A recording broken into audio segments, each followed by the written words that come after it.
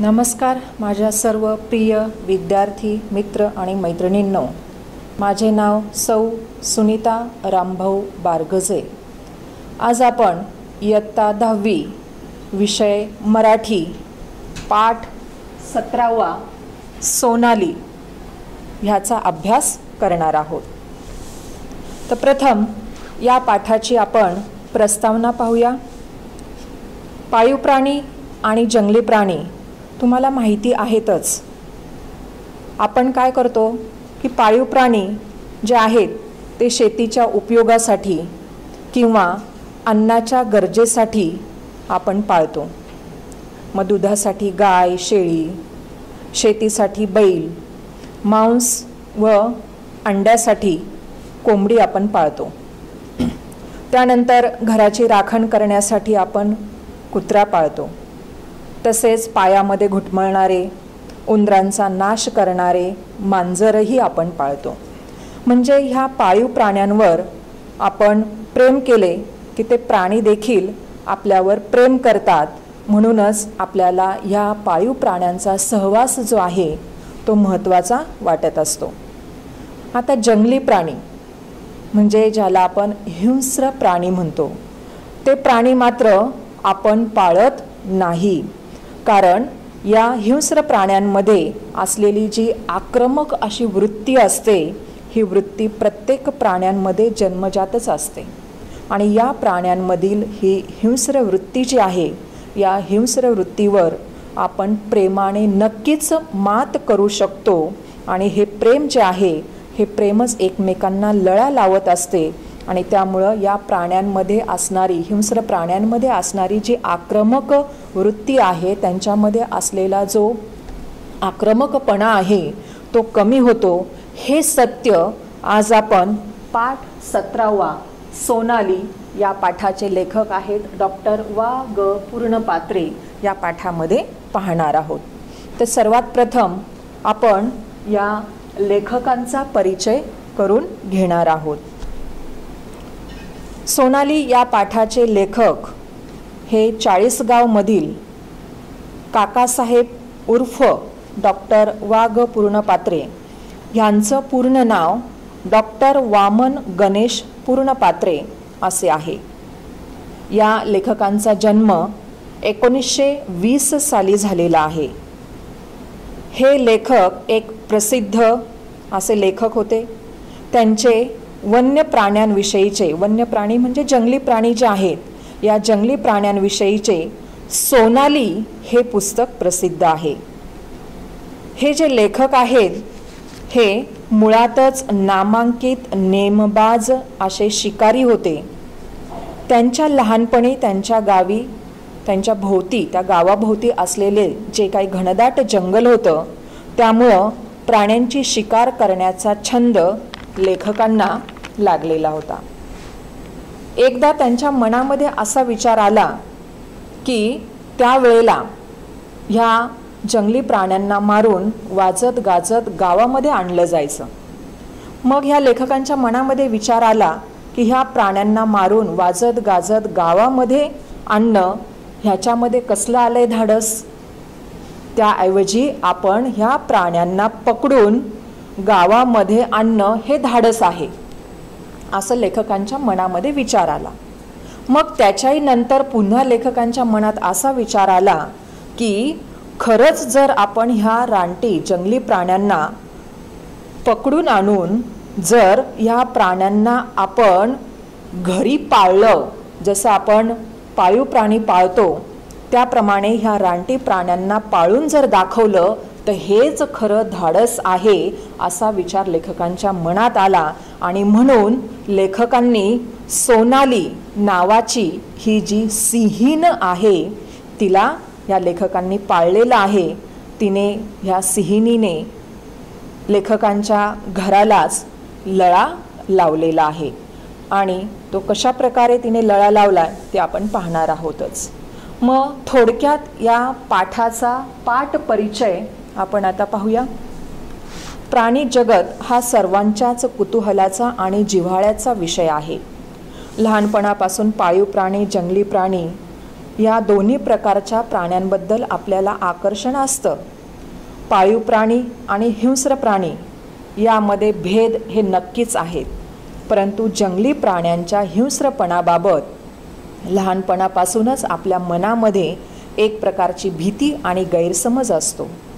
सोनाली हा जो पाठ आहे, हा पाठ सिंह या हिंस्र श्वापदामध्ये सुद्धा माणसावर प्रेम करण्याची वृत्ती असू शकते याचं हे सत्य उदाहरण आहे.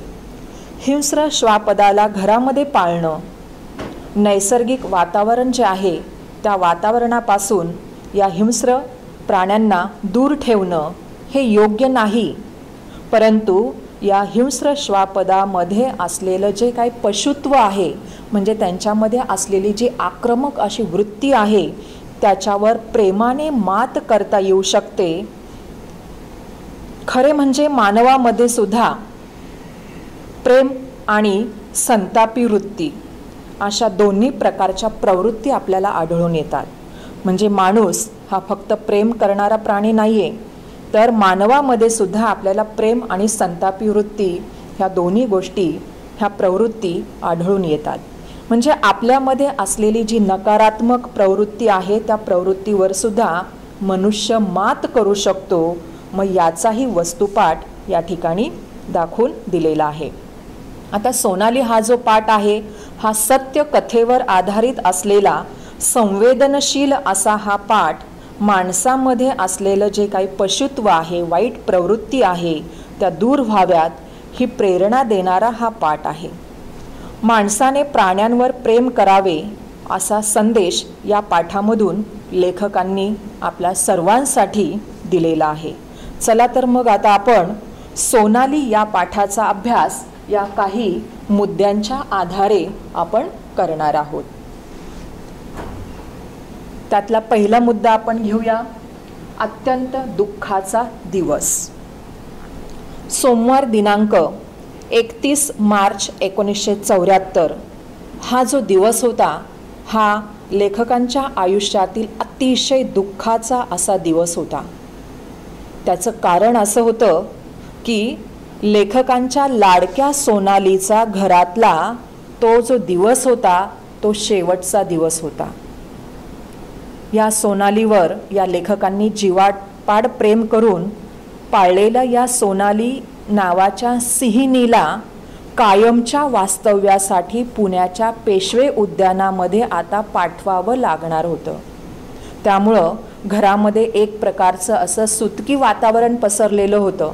आता सुतकी वातावरण म्हणजे जेव्हा एखाद्या घरामध्ये एखाद्या व्यक्तीचा मृत्यू होतो, त्यावेळेला जे दुःखद वातावरण घरामध्ये पसरलेलं असतं, तशाच प्रकारचं असं दुःखद वातावरण या लेखकांच्या घरी पसरलेलं होतं. कारण या सोनालीला आता पेशवे उद्यानामध्ये कायमचं ते सोडून येणार होते. कारण या सोनालीने घरातल्या सगळ्यांनाच एवढा लळा लावलेला होता, या सगळ्यांवर तिने एवढं प्रेम केलेलं होतं की तिला पेशवे उद्यानामध्ये सोडून येणं हे त्यांच्यासाठी अतिशय दुःखाची अशी गोष्ट होती. म्हणून घरामध्ये सुतकी वातावरण पसरलेलं होतं. लेखक स्वतः सोनालीला घेऊन पुण्याला निघाले होते. गाडी पुढे जात होती, पण लेखकांच्या मनामध्ये मात्र या सोनालीविषयी असणाऱ्या भूतकाळातल्या ज्या काही आठवणी आहे त्या आठवणी येत होत्या. मग या लेखकांच्या मनामध्ये सोनालीविषयी असणाऱ्या ज्या काही आठवणी आहेत, मग त्या कोणकोणत्या आठवणी आहेत, त्या प्रत्येक आठवणींचा आपण अभ्यास करणार आहोत. पहिली आठवण लेखकांनी सांगितलेली आहे, सोनालीच्या आगमनाचा दिवस. लेखकांना अजूनही तो दिवस आठवतोय. तो दिवस म्हणजे 29 ऑगस्ट 1973. या दिवशी संध्याकाळच्या वेळी या सिंहिणीच्या 3 पिल्लांपैकी, म्हणजे लेखक एका ठिकाणी गेले होते आणि त्या ठिकाणी त्यांना सिंहिणीची 3 पिल्लं त्या ठिकाणी पाहायला मिळाली. आणि या 3 पिल्लांपैकी एका शांत स्वभावाच्या आणि त्यातली त्यात सशक्त पिल्लाची या डॉक्टरांनी म्हणजेच अर्थात लेखकांनी निवड केली आणि एका सिंहकन्येचं घरामध्ये अशा प्रकारे आगमन झालं. आता तुम्हाला माहिती आहे की वाघ आणि सिंह हे 2 वर्षाचे झाले की ते पूर्ण ताकदीचे होतात. मग मात्र त्यांना शिकवणं, माणसळावणं म्हणजे माणसामध्ये राहण्याची सवय लावणं, माणसांवर प्रेम करणं हे मात्र अवघड असतं. जसं आपण लहान मुलांना लहान वयातच त्यांच्यावर संस्कार करतो, तेव्हा ही मुलं पुढे मोठी झाल्यानंतर चांगली संस्कारी होतात. तसंच ह्या प्राण्यांचं सुद्धा आहे. जोपर्यंत हे प्राणी खूप लहान असतात तेव्हा आपण त्या प्राण्यांवर जसं प्रेम करावं, जशी त्यांना शिकवण द्यावं, त्याप्रमाणे ती शिकत असतात. लेखकांना एका जंगली जनावरावर अगदी स्वतःच्या मुलासारखं प्रेम त्यांना करायचं होतं. जसं आपले आईवडील आपल्या मुलांवर प्रेम करतात, तसं या लेखकांना ह्या जंगली प्राण्यांवर, या सोनालीवर त्यांना प्रेम करायचं होतं. मग आता ह्या लेखकांच्या घरामध्ये 3 कन्या होत्या. आता 3 कन्या म्हणजे कोणकोणत्या 3 कन्या आहेत? तर जेव्हा सोनालीचं लेखकांच्या घरामध्ये आगमन झालं 29 ऑगस्ट 1973 मध्ये, तर या सोनालीच्या आगमनापूर्वी 15 दिवस अगोदर रुपालीचं आगमन झालेलं होतं. आता ही रुपाली कोण आहे? तर ही रुपाली म्हणजे एक श्वान कन्या आहे. आता श्वान म्हणजे कुत्री, श्वान कन्या म्हणजे कुत्री. आणि तिचं नाव रुपाली का ठेवलं असेल? तर तिचे कापसासारखे शुभ्र पांढरे केस, म्हणून तिचे हे रुपेरी केस पाहून लेखकांनी तिचं नाव रुपाली ठेवलं. रुपाली ही त्यावेळेला 1.5 महिन्याची कुत्री होती. त्याच्यानंतर लेखकांचा मुलगा डॉक्टर सुभाष याला पहिली मुलगी झाली. घरामध्ये दीप आला म्हणून डॉक्टरांनी आपल्या नातीचं नाव दीपाली ठेवलं, म्हणजे लेखकांची नात दीपाली. आता सिंह कन्या ही सोन्यासारखे केस असलेली आणि सुवर्ण कांतीची, म्हणून तिचं नाव सोनाली ठेवलं. म्हणजे सोनाली हे कोण्या मुलीचं नाव नाही, तर ते एक सिंह कन्येचं नाव आहे, म्हणजे सिंहिणीचं ते नाव आहे. आणि तिला सोनाली हे नाव केवळ तिच्या सोन्यासारखे केस असलेले आणि सुवर्ण कांती म्हणून तिचं नाव सोनाली ठेवण्यात आलेलं होतं. म्हणजे एकाच ऑगस्ट महिन्यामध्ये 1973 साली लेखकांच्या घरी रुपाली, दीपाली आणि सोनाली या 3 कन्यांचं आगमन झालेलं होतं. त्याच्यानंतर रुपाली आणि सोनालीच्या मैत्रीची सुरुवातीचे 3-4 दिवस रुपाली आणि सोनाली ह्यांचं अजिबातच पटत नव्हतं, पण नंतर मात्र त्यांची मैत्री झाली. मग त्या दोघींचं, रुपाली आणि सोनालीचं एकत्र हिंडणं, एकत्र बसणं, झोपणं सुरू झालं. पुढे पुढे तर त्या दोघींना एकमेकींचा इतका लळा लागला की त्यांचं जेवणसुद्धा एकत्रच होऊ लागलं. रुपाली आणि सोनाली या दोघीसुद्धा लेखकांच्या जवळच त्या झोपत असत. रुपाली आणि सोनाली या दोघींचीही दंगामस्ती लेखकांच्या बिछाण्यामध्येच चालत असे. रुपाली बिचारी दंगामस्ती करून दमली की ती शांत झोपी जायची, पण ही सोनाली जी होती, या सोनालीला मात्र लहान मुलासारखं थोपटल्याशिवाय तिला काही झोपच येत नव्हती. लहानपणी रुपालीचं अंगापिंडानं ती जरा मोठी होती. रुपाली म्हणजे श्वानकन्या. वयानं ती सोनालीपेक्षा 7 दिवसांनी मोठी होती. त्यामुळे ती सोनालीवर ताईगिरी करत असे. सोनालीवर ती गुरगुरत असे. गुरगुरणे म्हणजे रागाने आवाज काढणे. जसं आपण घरामध्ये मोठी भावंड काय करतो, लहान भावंड जे आहेत त्यांच्यावर आपण दादागिरी करत असतो. म्हणजे मोठ्यांना असं वाटतं की छोट्या भावंडांनी, बहिणीने, भावाने आपलं ऐकलं पाहिजे. काही चुकलं तर आपण लगेच तिला किंवा त्याला रागवत असतो. तसं या ठिकाणी रुपाली जी आहे ती 7 दिवसांनी मोठी होती, म्हणून ती सोनालीवर ताईगिरी करत असे, तिला दमामध्ये घेत असे. बघता बघता दोघीही वयाने वाढू लागल्या. रुपाली मात्र लहानखुरीच राहिली. परंतु ही सोना म्हणजे सोनाली मात्र या रुपालीपेक्षा दुप्पट चौपट अंगाने झालेली होती. ती रुपालीला सहजपणे तोंडामध्ये उचलून धरत असे. पण सोनालीने या रुपालीला तोंडामध्ये उचलून धरल्यानंतर त्या सोनालीचे दात कधीही रुपालीला लागले नाहीत. तुम्ही मांजर पाहिली असेल. ही मांजरसुद्धा काय करते, आपल्या पिल्लू जेव्हा लहान असतं तेव्हा सुरक्षित जागी उचलून नेताना ती आपल्या तोंडामध्ये धरून नेते. पण त्या मांजरीचे दात आपल्या पिल्लांना कधीच लागत नाहीत. तसं ही सोनाली रुपालीला तोंडात धरून उचलून नेत असे. पण तिचे दात मात्र कधीही रुपालीला लागले नाहीत.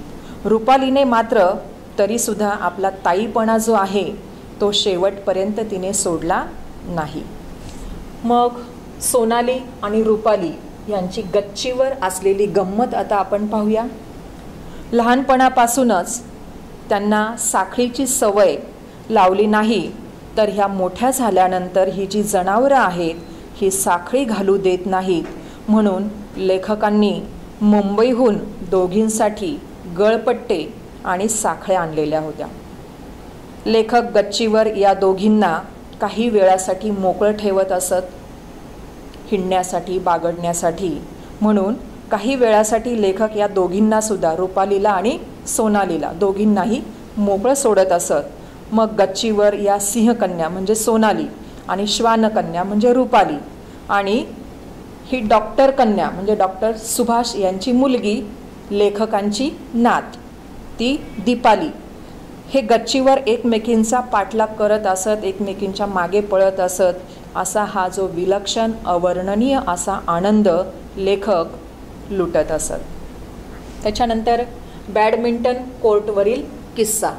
आता बॅडमिंटन कोर्टवरील जो किस्सा आहे त्या ठिकाणी कोणता प्रसंग अनुभवायला मिळाला तेही लेखक या पाठामध्ये सांगत आहे. आता बॅडमिंटन तुम्हाला माहिती, जाळीवरून रॅकेटच्या साहाय्याने फूल मारून खेळण्याचा हा एक प्रकार आहे. जळगाव या ठिकाणी बॅडमिंटन टुर्नामेंट्स कोर्टावर लेखक सोनालीला घेऊन गेलेले होते. आता टुर्नामेंट्स हे काय, खेळाचे सामने, आणि कोर्ट म्हणजे बॅडमिंटन खेळण्यासाठी असलेलं मैदान. त्या ठिकाणी लेखकांचे मित्र जे आहेत डॉक्टर आठवले ते सुद्धा आपल्या अल्सेशियन नावाचा जो कुत्रा आहे, अल्सेशियन ही एक कुत्र्याची जात आहे, त्या कुत्र्याला घेऊन त्या लेखकांचे मित्र त्या ठिकाणी आलेले होते. आता अल्सेशियन कुत्रा जो आहे तो चांगलाच उंच आणि दांडगा असतो हे तुम्हाला माहिती आहे. त्या कुत्र्याने या सोनालीला पाहिलं. त्या कुत्र्याला असं वाटलं की हे मांजराचं पिल्लूच आहे. म्हणून हा अल्सेशियन कुत्रा तिच्या अंगावर धावला. कोणाच्या? सोनालीच्या अंगावर धावला. सोनाली त्या कुत्र्यापुढे फारच लहान दिसत होती, पण तरीसुद्धा ही सोनाली जराही घाबरली नाही. ह्या सोनालीने न घाबरता त्या कुत्र्याला फिस करून त्या कुत्र्याच्या अंगावरच धावली. मग मात्र हा अल्सेशियन कुत्रा जो आहे तो अतिशय घाबरला आणि तो त्या मैदानामध्ये पळू लागला. आणि खेळाडूंनासुद्धा हा जो पाठलाग करण्याचा हा जो प्रकार आहे, अल्सेशियन कुत्रा पुढे पाठीमागे सोनाली, हा प्रकार पाहून या खेळाडूंनासुद्धा त्या ठिकाणी खूप मजा वाटली. आता सोनालीचा आहार. वाढत्या वयाप्रमाणे या सोनालीच्या आहारामध्ये सुद्धा वाढ केली होती, कारण सोनाली आता 5 महिन्यांची झालेली होती. सोनालीचं जेवण आता 3 वेळेला होऊ लागलं. सकाळी नाश्त्यासाठी दूध आणि अंडी, दुपारी जेवताना खिमा दिला जायचा. खिमा म्हणजे मांसाचे बारीक बारीक तुकडे. रात्री दूध पोळी नाहीतर दूध भात असे शुद्ध शाकाहारी जेवण सोनालीला दिले जात असे. आता तुम्हाला माहिती आहे, हे जे हिंस्र प्राणी आहेत त्यांना कायम मांसच दिलं जातं. पण या ठिकाणी लेखकांनी मात्र या सोनालीला म्हणजे ह्या सिंहकन्येला त्यांनी शाकाहारी सुद्धा जेवण ते देत असत, त्याची सवय त्यांनी लावलेली होती. म्हणजे दूध पोळी किंवा दूध भात खाणारी जगातली ही एकमेव अशी सिंहीण होती. सोनालीला आणि रुपालीला लेखक कधीकधी मोटारीतून सुद्धा बाहेर फिरायला घेऊन जात असत. त्यावेळेला ह्या दोघींची बसायची जागासुद्धा ठरलेली असायची, ड्रायव्हरच्या शेजारची असलेली सीट. त्या ठिकाणी ह्या दोघी पण बसत आणि आपले जे पुढचे पाय आहेत ते त्या दरवाजातून बाहेर काढून टकमका बाहेर पाहत असत. त्यामुळं बाहेरील लोकांनासुद्धा, येणारे जाणारे जे होते ते सुद्धा टक लावून या दोघींकडे पाहत असत. आता सोनाली 1 वर्षाची झालेली होती. आता जसं वय वाढेल तसा आहार वाढतो हे तर आपल्याला माहिती. तसं ही सोनाली आता 1 वर्षाची झाली होती. तिची उंची पण वाढलेली होती, अंगामध्ये भरपूर ताकदसुद्धा तिच्या आलेली होती. साखळी लावल्यानंतर या सोनालीला नेण्याऐवजी आता ही सोनालीच लेखकांना ओढू लागलेली होती. एवढी ताकद तिच्यामध्ये आता आली होती. सोनाली आता पूर्ण आहार घेऊ लागली. रोज तिला 3.5 किलो मटण लागत असे. रात्री 1 लिटर दूध आणि 4 पोळ्या ती खात असे. आणि लेखक तिला हे जेवण स्वतः हाताने भरवत असत. सोनालीने उडवून दिलेला गोंधळ. काही वेळेला दवाखान्याच्या कामामुळे म्हणा किंवा इतर काही कामानिमित्त लेखकांना बाहेरगावी जावं लागायचं. मग तेव्हा सोनालीच्या जेवणाची जी व्यवस्था आहे त्या जेवणाची व्यवस्था लेखकांनी अण्णांकडे सोपवलेली असे. आता हे अण्णा म्हणजे लेखकांचे थोरले बंधू. अण्णांची सवय लागावी, कारण काही पाळीव प्राण्यांना तुम्हाला माहिती आहे की काही ठराविक माणसांच्या हातूनच ते पाणी पिणार, जे काही त्यांना चारा वगैरे टाकलेला असेल ते खातात, हे तुम्हाला माहिती आहे. म्हणून लेखकांनी काय केलं की असं कामानिमित्त त्यांना बाहेर जावं लागतं, म्हणून ते उपाशी राहू नये म्हणून कोणीतरी इथे तयार करायला हवं, म्हणून हे काम त्यांनी अण्णांवर सोपवलं होतं. आणि अण्णांची ही सवय लागावी म्हणून अण्णा काय करू लागले, प्रथम जाळीचा जो दरवाजा होता, गच्चीला असलेली जी जाळी आहे त्या जाळीच्या दरवाजाच्या आतमध्ये बसून चिमट्याने तिला खाऊ घालत असत. कारण अण्णा सुरुवातीला ते घाबरत असत. कधी कधी गच्चीच्या कठड्यात असलेल्या सिमेंटच्या जाळीमधून तिला खाऊ घालत असत. मग असं करता करता अण्णांचा विश्वास वाढला आणि आता अण्णा या सोनालीला स्वतः हातानं तिला खाऊ घालावं असं त्यांनी ठरवलं. पण काय झालं बघा, एकदा एक विचित्रच अनुभव अण्णांना आला. अण्णा नेहमीप्रमाणे जेवणाचा डबा घेऊन त्या जाळीच्या दरवाजाच्या जवळ आले. डबा त्यांनी त्या दरवाजाजवळ हॉलमध्ये ठेवला. तो दरवाजा त्यांनी उघडला. दरवाजा उघडून ते गच्चीवर सोनालीकडे गेले. कारण सोनालीची व्यवस्था जी आहे ती गच्चीवर होती, म्हणून ते गच्चीवर गेले. दरवाजा गच्चीकडून त्यांनी आतून बंद केला आणि सोनालीला असं वाटलं की अण्णा आता मला जेवणाचा डबाच घेऊन आलेले आहेत, म्हणून ही सोनाली अण्णांच्या मागे मागे गेली. पण अण्णांच्या हातात तिला काही जेवणाचा डबा दिसला नाही आणि अण्णा तिला म्हणाले की थांब, मी आता जेवणाचा डबा घेऊन येतो. असं म्हटल्याबरोबर तिची खात्रीच पटली की अण्णांनी डबा आणला नाही. म्हणून सोनाली गुरगुरू लागली. अण्णांना काही तिच्या त्या गुरगुरण्याचा अर्थच समजला नाही. ते म्हणाले, सोना थांब, मी डबा आणतो. आणि अण्णा त्या गच्चीच्या दरवाजाच्या जवळ गेले. आणि मग ह्या सोनाने मात्र एक मोठी अशी डरकाळी फोडली. अण्णांनी लेखकांना शांताराम धाव अशी हाक मारली. आता शांताराम म्हणजे लेखकांना घरामध्ये शांताराम म्हणत होते, म्हणून लेखकांना त्यांनी हाक मारली. आणि तो आवाज ऐकून हे लेखकसुद्धा त्यांच्याही लक्षात आलं की जेवणाचा डबा इथेच राहिलेला आहे, म्हणून लेखक जेवणाचा डबा घेऊन वर गच्चीवर गेले. त्यावेळेला लेखकांनी पाहिलं की सोनाली इतकी रागवलेली होती की तिला शांत करणं अवघडच होतं. पण तरीसुद्धा अण्णा तिच्याजवळ बाजूला बसूनच तिला शांत करण्याचा प्रयत्न करत होते, पण ती काही शांत होतच नव्हती. लेखकांनी सुद्धा खूप प्रयत्न केला, पण ती काही ऐकण्याच्या मनस्थितीमध्येच नव्हती. लेखकांनी जेव्हा तो जेवणाचा डबा आणला तिला ते देत होते, पण तिने उडी मारून स्वतःच्या पंजाने तो डबा जो आहे त्या डब्याला फटकारा मारून तो डबा खाली सांडला. सगळं त्या डब्यातलं मटण जे होतं ते गच्चीवर सगळीकडे पसरलं. पण तरीसुद्धा ती शांत झाली नाही. गुरगुर करतच तिने त्या गच्चीवर सांडलेलं जे मटण होतं ते तिने 15 ते 20 मिनिटांमध्ये सगळं मटण फस्त केलं. आणि मग सगळं मटण खाल्ल्यानंतर मात्र तिचं पोट भरल्यावर ती जरा शांत झाली आणि मग ती लेखकांच्या जवळ जाऊन ती लेखकांचे पाय चाटू लागली, जणू काही ती लेखकांची माफीच मागत होती. मग हे सगळं झाल्यानंतर अण्णांना लेखक म्हणाले की जेवताना पशूंना जर कुणी फसवलं, कारण ते रिकाम्या हातानेच गच्चीवर गेले होते आणि सोनालीची तर जेवणाची वेळ झालेली होती, म्हणून ते अण्णांना म्हणाले जेवताना पशूंना जर कोणी फसवलं किंवा त्यांची जर खोडी काढली किंवा थोडा जरी विलंब झाला, विलंब म्हणजे उशीर झाला, तरी ते त्या प्राण्यांना सहन होत नाही, हे लेखकांनी अण्णांना सांगितलं. आता एकदा नेहमीप्रमाणे सोनालीला रात्रीच्या वेळेला पितळी पातेल्यामधून, कारण संध्याकाळच्या वेळेला लेखक तिला दूध देत असत, म्हणून नेहमीप्रमाणे सोनालीला पितळी पातेल्यामधून दूध प्यायला दिलं. आणि तेवढ्यात कोणीतरी आलं म्हणून लेखक ते दुधाचं पातेलं सोनालीच्या समोर ठेवून ते तसेच खाली आले. आणि नंतर ते पातेलं आणायला लेखक विसरले सुद्धा. पण इकडे मात्र सोनालीने काय केलं, त्या पातेल्यातलं दूध तर पिऊन घेतलं, पण ते पातेलं रात्रभर तिथेच गच्चीवर राहिलं. आणि म्हणून ह्या सोनालीने काय केलं, रात्रभर ती त्या पातेल्याशी खेळतच बसली.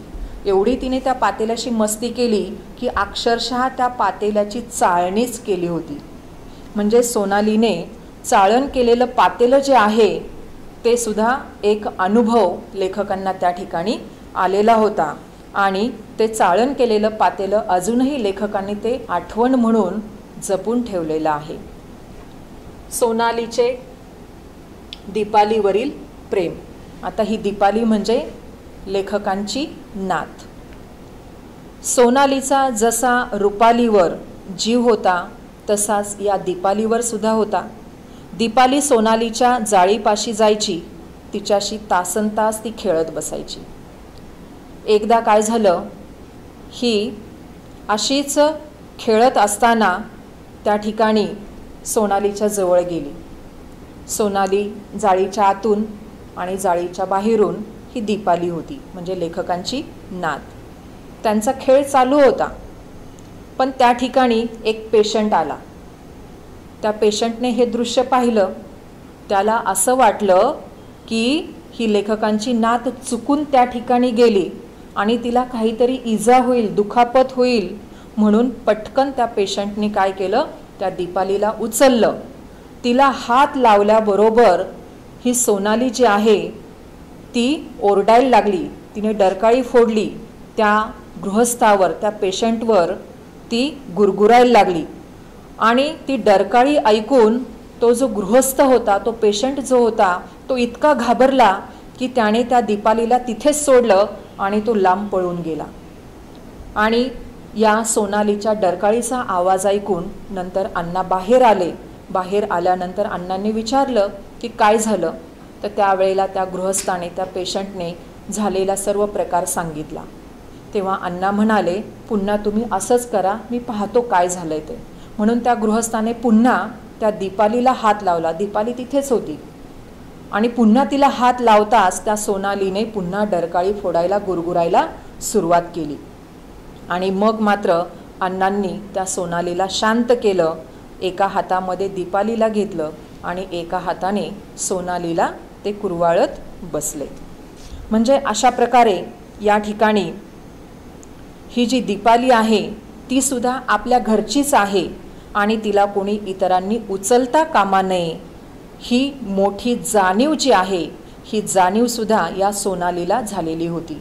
म्हणजे अशा प्रकारे सोनालीसुद्धा या घरातल्या प्रत्येकावरती प्रेम करू लागलेली होती.